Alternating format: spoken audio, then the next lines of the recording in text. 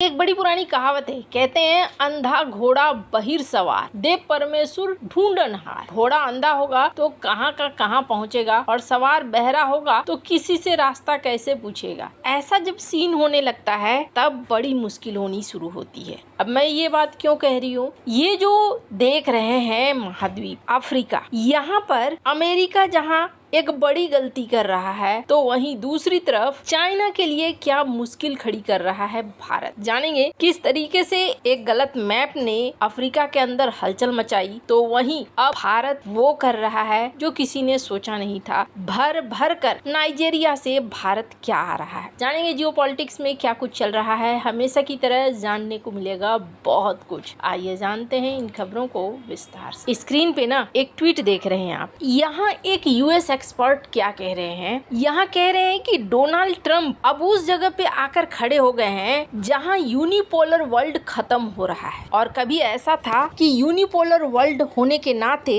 America का दबदबा चारों तरफ था। ये दबदबा अब धीरे धीरे फेल होता हुआ नजर आ रहा है। 1991 से 2026 तक का एक इस तरीके का ग्राफ बन रहा है, जो ग्राफ 2026 में कंप्लीट हो रहा है और फाइनल चैप्टर डोनाल्ड ट्रंप के कार्यकाल में लिखा जा रहा है। अब ये कहना क्या चाहते हैं, ये कहना चाहते हैं कि अमेरिका जिस तरीके से नीचे की तरफ आ रहा है, क्षेत्रीय प्रभाव इनका अब कम हो रहा है। और जैसे जैसे क्षेत्रीय प्रभाव कम हो रहा है वैसे वैसे एक खाली जगह क्रिएट हो रही है और इस खाली जगह को भरने के लिए कई देश दौड़े हुए निकल कर आते हुए दिख रहे हैं। चाहे वो बात हम मिडिल ईस्ट की करें या फिर हम बात करें अफ्रीका की और कई जगहों की। हालांकि ये जो कह रहे हैं ये गलत नहीं कह रहे हैं। इसका एक एग्जाम्पल देखिए, मिडिल ईस्ट में अभी क्या हो रहा है, अभी देखने को मिल रहा है तुर्की, पाकिस्तान और सऊदी अरब की बैठक हो रही है और अर्दोगन मिडिल ईस्ट में पहुंचे हैं। यहाँ पर ईरान के साथ अमेरिका उलझ तो गया, उलझने के बाद एक जो हल निकलना चाहिए वो हल नहीं निकला। अब अमेरिका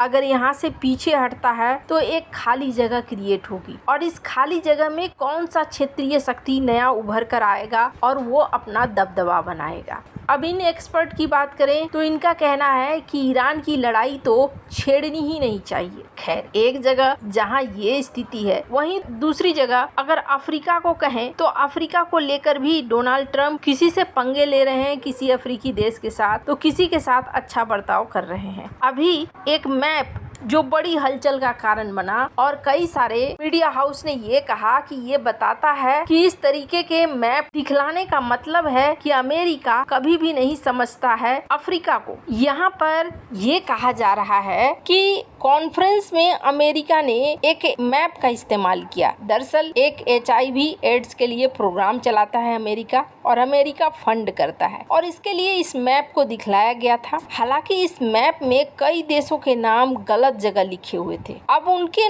गलत जगह लिखे हुए थे, ये बताता है कि ये छोटी गलती नहीं है बल्कि अफ्रीका को समझने और उसकी जरूरत को लेकर अमेरिकी पॉलिसी मेकिंग में गहरी समस्या का प्रतीक है। कहा गया कि मैप खास तौर पर नाइजीरिया, मोजाम्बिक, उगांडा, मलावी और कैमरून जैसे देशों के नाम गलत तरीके से दिखाता है। लेकिन बड़ा विवाद मैप नहीं, फंडिंग है। कहा जा रहा है कि इसी तरह से पॉलिसी लेवल पर भी डिस्कनेक्ट है। आप जब समझते ही नहीं कि कौन सा मैप किस देश का है तो आप पैसे भी उसी हिसाब से देते हैं। दरअसल एक बहस चल रही है और बहस में क्या हो रहा है कि साल 2025 से दुनिया भर में कई प्रोग्राम्स में अमेरिका अपनी फंडिंग में कटौती ला रहा है। जैसे अफ्रीका के लिए HIV प्रोग्राम की फंडिंग में भी 25% की कमी आई है। अब ऐसे में US एड का ये मुद्दा थोड़ा बड़ा भी बना है। कुछ अफ्रीकी देश कहते हैं कि ये ठीक नहीं है, ऐसा करने से प्रभाव पड़ेगा बहुत सारे मरीजों के ऊपर। वहीं कुछ अफ्रीकी देशों का ये विचार चल रहा है हमें अब किसी और देश के मदद पर निर्भर नहीं रहना चाहिए, हमें अपने ऊपर अपने पैरों पर खड़ा होना चाहिए। अब अभी का सीन क्या है, अफ्रीका के बहुत सारे ऐसे देश हैं जो इन दवाइयों पर निर्भर करते हैं। हालांकि भारत के लिए ये एक बड़ा मौका भी है। अमेरिका अगर वहाँ मदद से पीछे हट रहा है तो भारत यहाँ एक महत्वपूर्ण भूमिका निभा सकता है, क्योंकि भारत की जेनरिक दवाएं पहले से ही अफ्रीकन कंट्रीज में है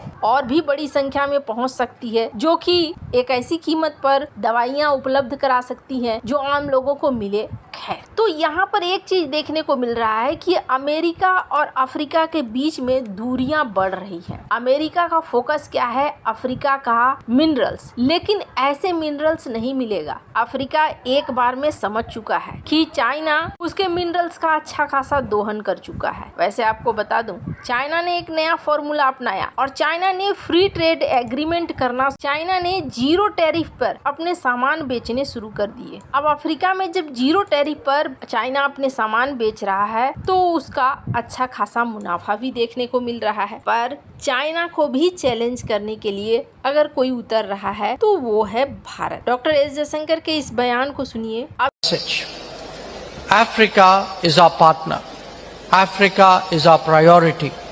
Whether we speak of a multipolar world order or of reformed multilateralism, it is our firm conviction that it will happen only when Africa is given its due place.